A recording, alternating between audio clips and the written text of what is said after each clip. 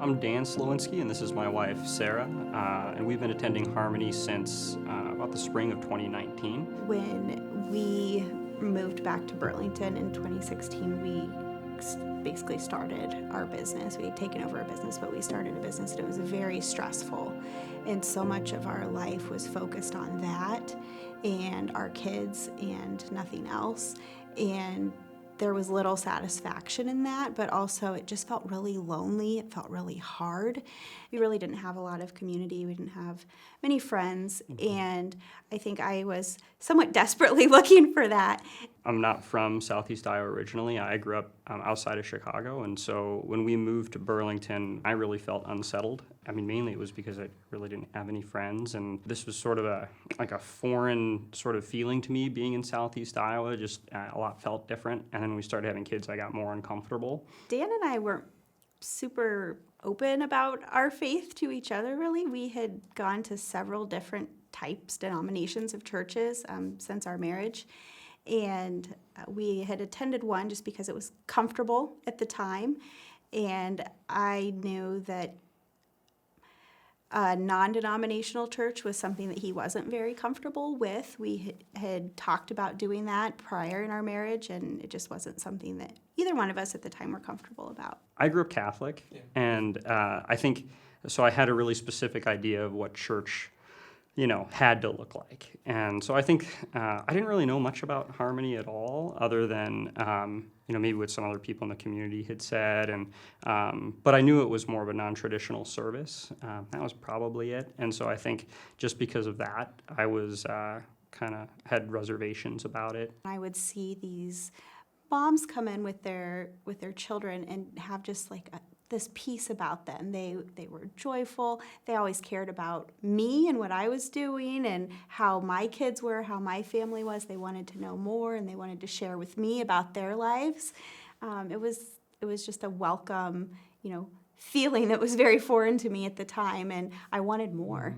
And so I really took what these other mothers were telling me to heart about Mom, and because there were so many of them telling me this, I thought, this has to be wonderful. I need to try this.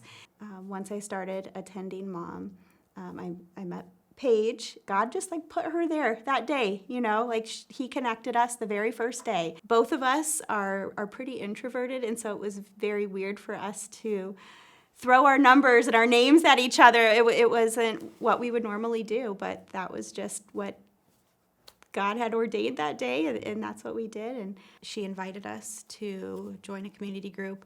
The feeling I had, I just remember getting out of the car with our kids and seeing a house full of people that I had no idea who they were with their kids. It was, it was exciting, but it was also, it was also a little scary because I hadn't been in a situation like that before. I didn't know what the expectations were for the evening. We knew Paige and Ryan. We had had dinner with them several times. They knew our whole family. I was terrified. I thought we were going to just get drilled with all kinds of questions about the Bible. We were going to ask, they were going to get asked what was our favorite verse or what was our testimony, or, just questions that at the time, if somebody would have asked me what my testimony was, I don't know. I don't even know what that means. And so I was really scared. But really from the moment we walked in, their purpose that night was not us. It was about shepherding, their group.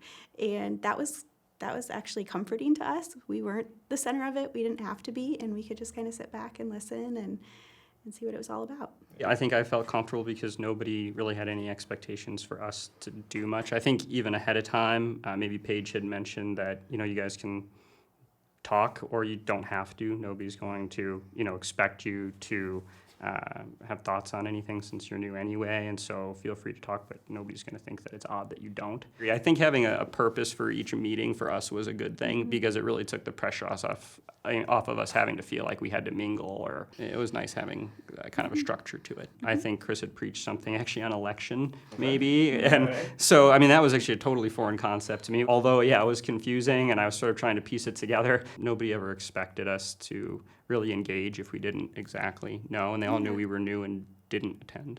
I think that is ultimately, though, what led us to watching the sermons online because, yes, there was discussion about the sermons, and so we wanted to know what were we missing, what was going on, and so we started almost preparing for a community group by watching the sermons online, and getting to know these people. We really saw how much they meant to each other and how much they were helping each other through life, and we wanted to be a part of that. Our community group, the first day we came to Harmony, the first day we went to church, they'll still tell us the story where they saw us and they're like, play it cool, like don't let them know. We're so excited that they're here. I think they didn't think it was going to happen because we had talked to them, telling them all the reasons why we wanted to be part of this community group, but maybe didn't need to come to Harmony.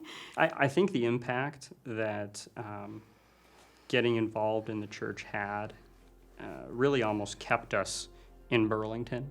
And so I'm pretty confident that if we didn't join the community group, we probably would be in a very different place in our marriage and with raising our kids. We were living a life that was all about us and how we could make ourselves happy all the time. And that wasn't sustainable and isn't sustainable. It's not what we're meant for. I think it took us from a place in our lives and in our marriage where it was all about us personally and individually, which can be very challenging, especially when you have a young family, to it's actually all about God.